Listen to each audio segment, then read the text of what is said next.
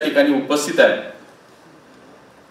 सरांचा उल्लेख झाला, खरं तर हे मूळचे सर म्हणजे मूळचे सर आणि आधीच्या वक्त्यांच्या सुद्धा बोलण्यामध्ये आलं की स्वर्गीय बाबा भिडेंच्या संपर्कात सर आले आणि संघाची त्यांची त्याच्यामुळे संघाशी ते जोडले गेले। त्यानंतर पुढच्या काळामध्ये म्हणे श्रीपती शास्त्रीजी असतील, दामोदर दाते असतील, यांच्या नात्यातून सरांच्या सामाजिक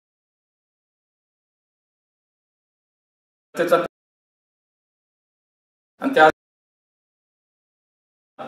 कशा पद्धतीनं काम आज सर करताय, त्यामुळे सर्वांना हा आपला विरोधक नाही, याच संस्कार त्यांनी कायम काम केलं। पुण्यातील विविध क्षेत्रातील सर्वच प्रमुख लोकांचे त्यांचे संबंध जिव्हाळ्याचे कायम राहिले। ते आजही इथं आपल्याला पाहायला मिळतात की कुठलं क्षेत्र असं नाही की त्या क्षेत्रातला प्रमुख व्यक्ती आज इथं उपस्थित सभागृहात नाहीये। आणि त्यामुळे त्यांनी अनेक संस्थांच्या आणि माणसांचा संपादन केला आणि यातूनच एका स्वयंसेवकाची ओळख समाजाला झाली। मोठे तरी सुद्धा आमच्यासारख्या कार्यकर्त्याला कधीही काही अडचण वाटली, कधी संकट आलं जाऊन त्यांच्याकडे बसायचं आणि त्यानंतर मात्र आपली अडचण राहत नाही। पक्ष संघटनेत युवा मोर्चा असेल, पक्ष असेल, अनेक आंदोलन, अनेक विषयात दोन माणसं हक्काची आमची या शहरात होती। एक जैन सर आणि समोर बसलेले आमचे नंदू फडके सर। फी मात्र कधी आमच्याकडनं घेतली नाही, पण एक कार्यकर्ता म्हणून आम्हा कार्यकर्त्यांच्या संघटनेच्या पाठीशी कायम एक आशीर्वाद म्हणून सर आपण उभे राहिला। आणि जसं दादा म्हणाले तसे बाकी तसा, त्यामुळेच हा सगळा प्रवास हा आमचा सगळ्यांचा हा पुढे गेला। आणि नाळ जोडली गेल्यावर संघ आणि संघ परिवारातील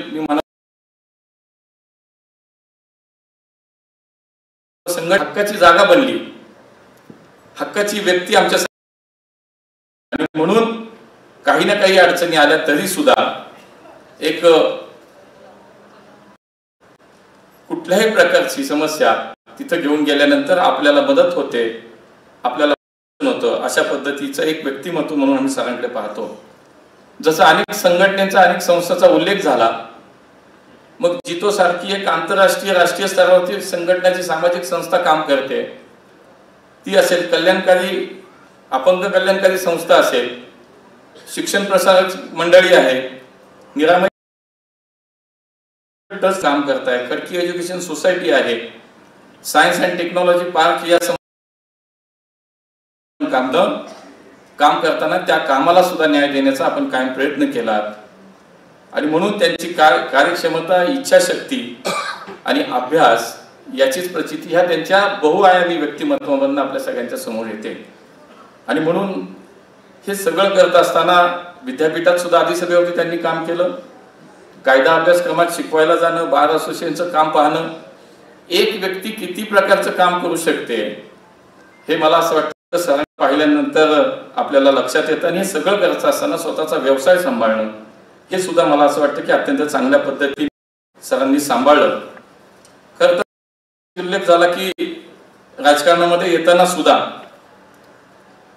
सहज एका सरांशी बोलताना मला म्हणाले की मी तर खरं अनेक वेळा मी आपल्या लोकांनी मला आग्रह केला की तू निवडणूक लढ, राजकारणात या।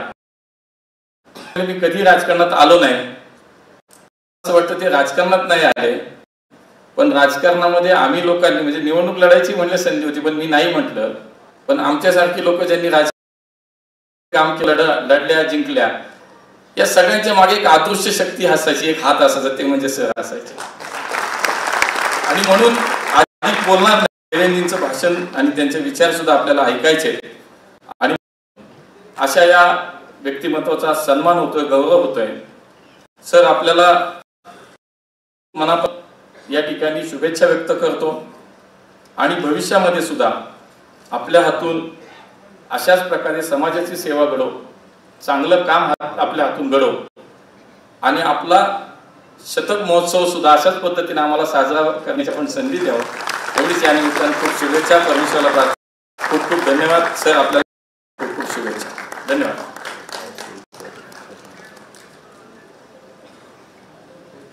जैन सरांचं मनोगत आपण सर्वजण